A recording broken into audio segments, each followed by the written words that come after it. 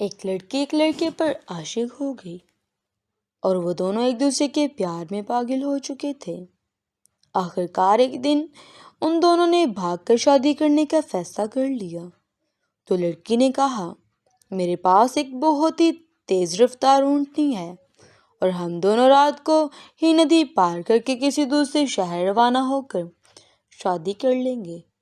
لڑکے نے بھی ہاں کر کے رضامندی کا اظہار کیا اور رات کے پچھلے پہر وہ دونوں مقررہ وقت پر ندی کے کنارے اکٹھے ہوئے۔ لڑکی کہنے لگی کہ میں اونٹنی پر سوار ہو جاتی ہوں اور تم اسے پیچھے سے ہانکتے ہوئے ندی پار کر لینا، اور وہ پھر ندی پار کرنے کے بعد تم بھی اوپر بیٹھ جانا۔ لڑکے نے حیران ہو کر پوچھا، مگر ایسا کیوں؟ میں بھی تمہارے ساتھ ہی بیٹھ جاتا ہوں۔ اتنی تیز رفتار اونٹنی کو ہانکنے کی کیا ضرورت ہے؟ خود بخود چل تو رہی ہے۔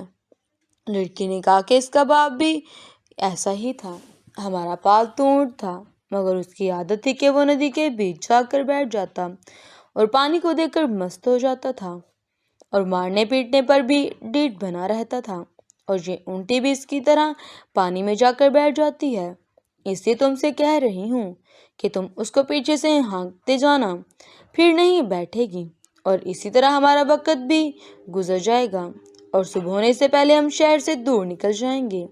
یہ سب سن کر لڑکے نے کچھ دیر تک تو لڑکی کے چہرے پر نظریں جمائے رکھی اور پھر ٹھنڈا سانس لیا، جیسے کوئی پختہ ارادہ کر چکا ہو۔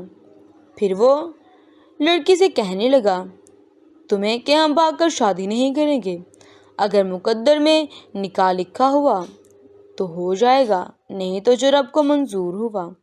تم اپنے گھر واپس چلے جاؤ۔ لڑکی نے کہا، مگر کیوں؟ اچانک کیا ہو گیا؟ اس پر لڑکے نے کہا کہ میں اس اونٹنی کے باپ کی خصلت اور اس میں منتقل ہو سکتی ہے، تو کیا میری خصلتیں میری بیٹی اور آنے والی نسل میں منتقل نہیں ہوں گی؟ تمہیں کہ ہم بھاگ کر شادی نہیں کریں گے، اگر مقدر میں لکھا ہو تو ہو جائے گا، جو رب کو منظور ہوا۔ میں اپنے گھر واپس چلی جاؤں؟ لڑکی نے کہا، مگر کیوں؟ اچانک کیا ہو گیا؟ اس نے کہا کہ آج میں تمہارے ساتھ بھاگ رہا ہوں، کل کو میری بیٹی کسی اور کے ساتھ بھاگ جائے گی۔ یہ کہہ کر لڑکا واپس پلٹ گیا۔